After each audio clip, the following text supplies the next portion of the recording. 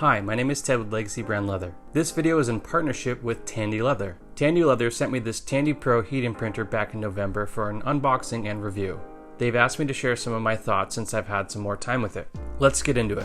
Now, in my last unboxing video, I showed how you can install the letters into the alphabet slot to either heat imprint or get some foil lettering. Tandy sent me some 3D stamps that you can attach to the 3D stamp holder that comes in the accessory kit. You will have to go back to the temperature chart in order to get some guidance on the embossing and the foil that you're going to do for your piece. However, you will need some time to fine tune and get a really good foil marking or heat embossing on your scrap leather before moving on to your actual product. I ended up doing a ton of testing and even made some notes so that I can save you some time by sharing my best results. Once you've attached your 3D stamp to the 3D stamp holder, put that into the T slot on the machine and plug it in and turn on the heat imprinter.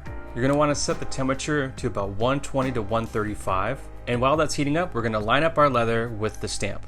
I suggest taping down the piece so it won't move with something like a painter's tape that won't leave any sort of residue or harm the top of your leather. When the stamp is up to temperature after a few minutes, go ahead and give the leather a first heat embossing without any foil for anywhere from 3 to 10 seconds, depending on the leather you're using and the temperature you're setting at. Doing this will give a sort of channel for the foil to sit into. You can even press again for more detail since we've taped this down and the leather doesn't move. Then add your foil and press for 3 seconds.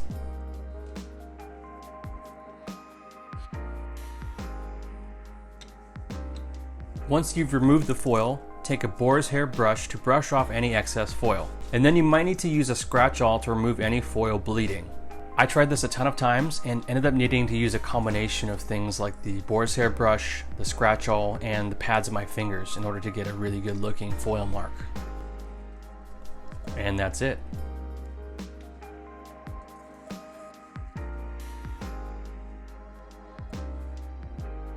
Now you might also want to use the punch press tool holder attachment with this press. I'm going to show you how you can attach that now. First, use an adjustable wrench to unbolt the heating element. Then unscrew the screw that's attached to the press shaft with the provided Allen key. Now loosen the bolts just below the top plate.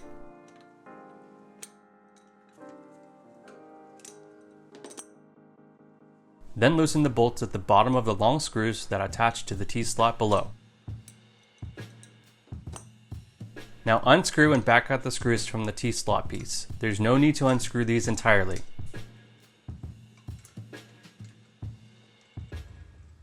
For this next part, you will need a 5/16 inch Allen key to unscrew the plate from the bottom of the shaft.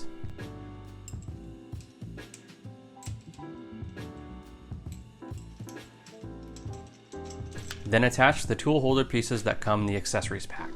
And now you can attach whichever punch tools you'd like. This makes it easy if you, for example, want to make a jig and punch out some holes for a belt strap.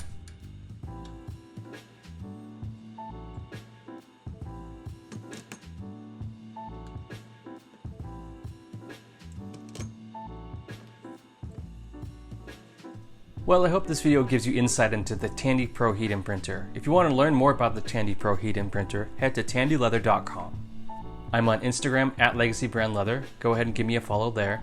I post product photos, process photos, and general rugged vibes. If you want to support my channel, head to patreon.com/legacybrandleather. To visit my online store, head to legacybrandleather.com. If you enjoyed this video, please hit that like button below and please subscribe. Other than that, I'll see you in the next video. Stay safe out there.